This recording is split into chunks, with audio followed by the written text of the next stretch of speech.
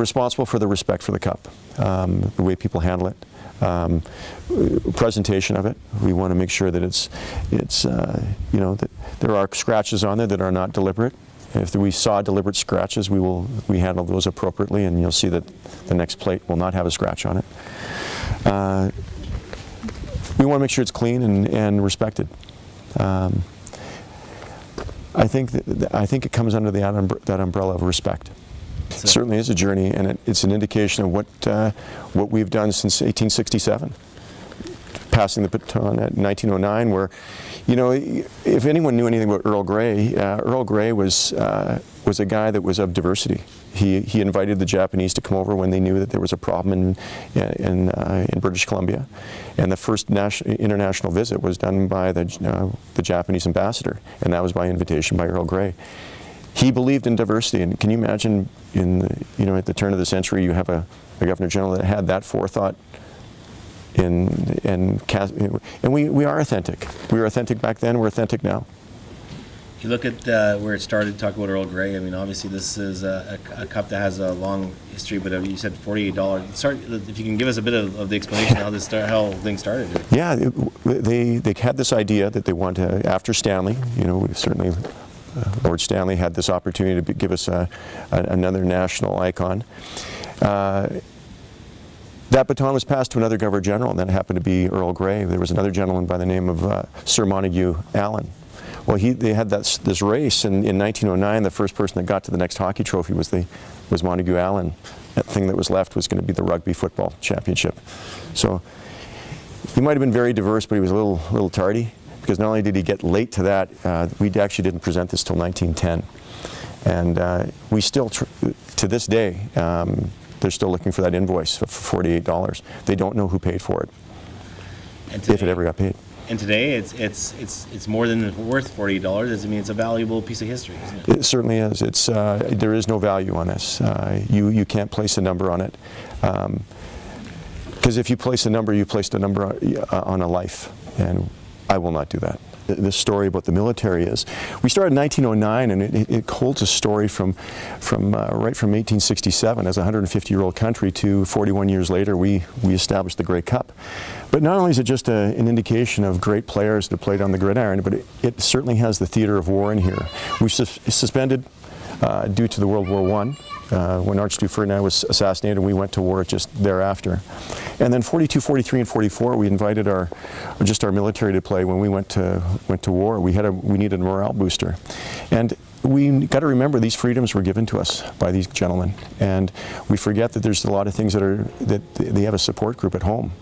And when they leave, they may not be coming back. So there's times where these fellas don't come back, these women don't come back, and we need to be responsible to them. And for us to have this freedom to do this interview today, and for me to be sitting beside a guy by the name of Arnie Charbonneau in 1940, a war hero, and Jeff Nicklin, Winnipeg Blue Bomber. I think we have to really recognize what's outside the box, and we got to come back in and make our new generation understand why are we here. It gives us an opportunity when we're in the streets of Red Deer, we're on Gates, or whether we're on Wellington in Ottawa. Our Canadians get a glimpse of this, and it's just not the plates, it's actually the men behind the plates, the soul, the constitution that will never be severed.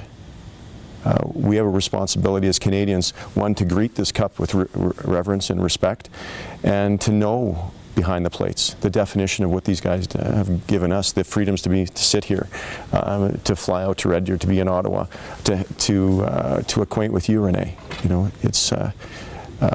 We can't take that for granted. The streets of Canada are where the cup should be. We're in the stadiums, we're in the CEO's office, but where it belongs is in the streets. I will never walk by somebody that says, would you like to see this? They want to see the cup. I have a responsibility to that. Otherwise, we've missed our journey. We're jumping off our journey.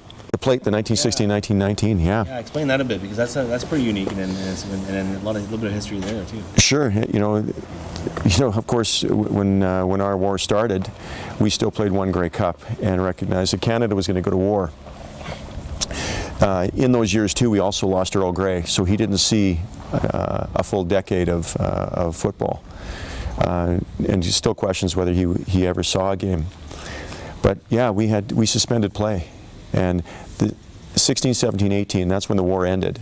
But 1919 we suspended play as well because we still had an East-West rivalry that we couldn't figure out what rules to play with, the Eastern rules or the Western rules.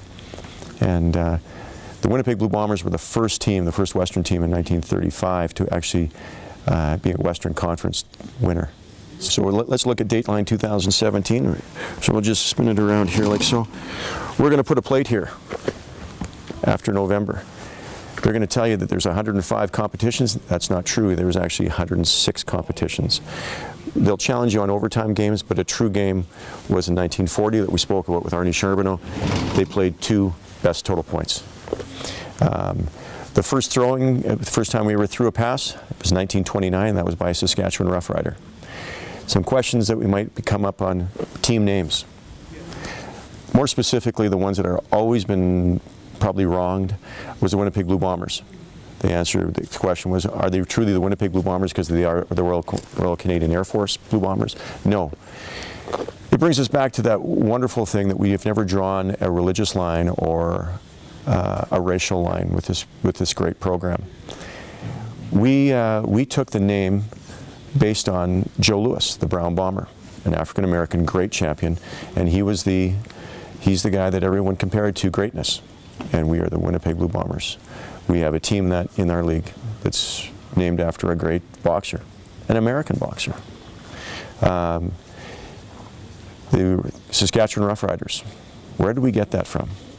Well, we all know that we have, in 1987, Doug Mitchell wanted to make sure that we were protected at all times, not only by our federal guys that go and protect our reputation and protect our souls and allow us the freedoms, but we have also the RCMP, and they were the Northwest Mounted Police, and they used to break their horses, and they were the Rough Riders because it was a rough ride, and that was done in Regina, and that's where we got the Rough Riders from. You know, we were in Ottawa, just speaking about Ottawa, it's funny, we had 2 senators.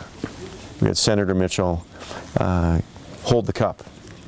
And what he did, and I had the other senator, we have 2 names on here, the Ottawa Senators, and they were right back to back, and they actually put their hands right on it. It was pretty cool. It was 1925 and 1926. So we had 2 senators doing this. And I said, you recognize what you guys are doing? It was the 25 and 26, and it's the Ottawa Senators, the football team. I also heard that there are some guys that have played hockey.